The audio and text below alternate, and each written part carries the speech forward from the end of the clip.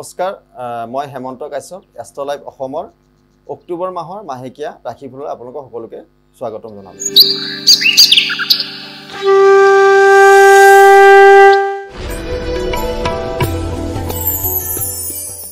এই মাহৰ কৰ্কট ৰাশিৰ জাতক জাতিকাসকলৰ কি ধৰণৰ ফল হ'ব সেই ফলৰ বিষয়ে মই কৈ আছোঁ। যথেষ্ট কিছুমান কৰ্মকাৰ্যত আপোনালোকৰ সাফল্য আছে, প্ৰেমত যথেষ্ট সাফল্য আছে, অৰ্থ লাভ আছে, বিশেষ যোগাযোগ কিছুমান আহিব পাৰে, কিন্তু গুপ্ত শত্ৰুৰ পৰা আপোনালোকে সাৱধানে থাকিব। নতুন বন্ধু লাভ হ'ব, কৰ্মৰ দায়িত্ব আপোনালোকৰ বাঢ়ি যাব, যি কৰ্ম কৰিছে তাৰ দায়িত্ব আপোনালোকৰ যথেষ্ট বেছি হ'ব। সন্তানৰ কাৰণে কিছুমান চিন্তা থাকিব, কিছুমান চৰ্মৰ ৰোগত আপোনালোকে কষ্ট পাব পাৰে আৰু উচ্চ ৰক্তচাপ আহিব পাৰে।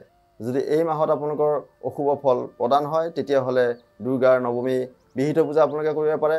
আৰু যদি শনিৰ কিবা বেয়া দায় দুখ আছে বা দশা অন্তৰ দশা চলি আছে তেনেহ'লে আপোনালোকে কালী মন্দিৰ বা কালী পূজা কৰিব পাৰে। তেনে কৰিলে আপোনালোকৰ শনিৰ যি দায় দুখ সেই দুখৰ পৰা মুক্ত হ'ব পাৰে। এই আছিল মাহটোৰ ৰাশিফল। এষ্ট্ৰ লাইভ অসমৰ পৰা মই হেমন্ত কাশ্যপে বিদায় মাগিছোঁ। আপোনালোকৰ দিনবোৰ শুভ হওক। ধন্যবাদ।